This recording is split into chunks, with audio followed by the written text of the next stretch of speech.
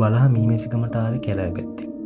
ඌගේ නපුරුකම් පෙන්න මීමැසි පෙට්ටි පෙල්ල ඉස්සරහට ආවා. වැඩ කරන මිනිස්සු මර වෙලාප දුන්නා. මටත් තිබුණේ මිනිස්සු එක්ක එක්ගහුවෙලා කෑ ගහන එක. ඒත් වඳුරු රිලව් පන්න රිට අතේ තිබුණු මට එකපාරටම දැනුනේ බයේ කෑ ගහනකොට වගකීමක් මට තියෙනවා කියලා. මං හිතුවේ නෑ කවදාවත් මට බලහැක් කියලා කරගන්න පුළුවන් බලයක් තියෙයි. ඒත් මං ඒක කළා. වලහා මී පෙට්ටි පෙල්ල ඉස්සරහට එනකොට පෙට්ටි වලට මීමැස්සු කලබල වුණා. මීමැස්සු අනිද්දි වලහට තවත් කේන්ති යන්න දෙවි. ඒත් වලහා සටන අතහැරියේ නෑ. වලහා මී පෙට්ටි වලට පහර දෙනකොට චීන මහත්තයාටයි වැඩිපුරම කේන්ති ගියේ.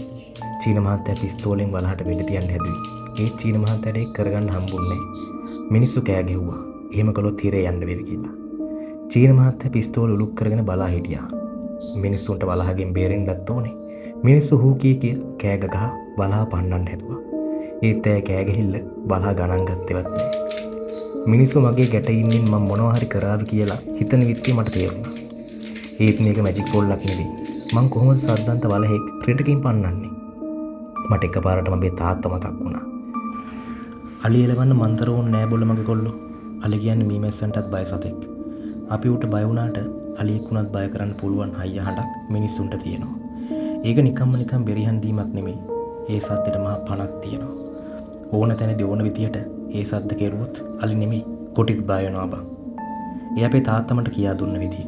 මං නිකන් රිලව් පන්නන කොල්ලෙක් වුණාට අපේ තාත්තා අලි බාස් කෙනෙක්. මං උගුරු දණ්ඩට පණ අරගත්තා. ඒක හිතලා කරපු දෙයක් නෙමෙයි. වලා මීමැහි පෙට්ටිය පෙළනකොට චීන මත්තයටත් වඩා දුකක් දෙන්නේ මට. මේ වලා අපි දිහාවටයි එන්නේ දැන්. මීමැහි පෙට්ටි කීපයක්ම බෙරලා. හේයි නැවතියන්. ඒ මගේ විධානේ. මට හිතුනේ මගේ උගුර දණ්ඩ කැඩුණා කියලා. මට දැනුණා මගේ බෙල්ලේ ලේනා රිලිප්පිලා බෙල්ල මහත් වෙනවා වගේ. මට ආපහු එහෙම කෑ ගහන්න ඕනේ නැහැ. වලහා ගල් ගැහුණා.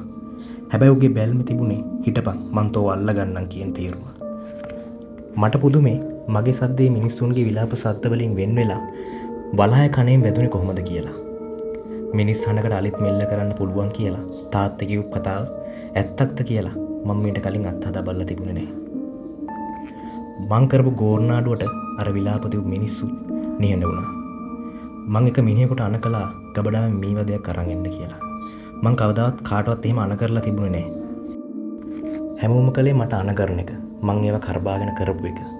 ඒ ජීවිතේ පළවෙනි වතාවට බලහෙක් මගේ හඬට බය කරගත්ත නිසා ඒ ආඩම්බරයේ හින්දම මම මිනිහෙකුට අණක් නිකුත් කළා වෙන්න ඇති. ඒ මිනිස්සයා මගේ අණට පොඩි දරුවෙක් වගේ කීකරු වෙලා මේ වදයක් අරගෙන දුවගෙන ඇවිත් මගේ අත උඩින් තිබ්බා.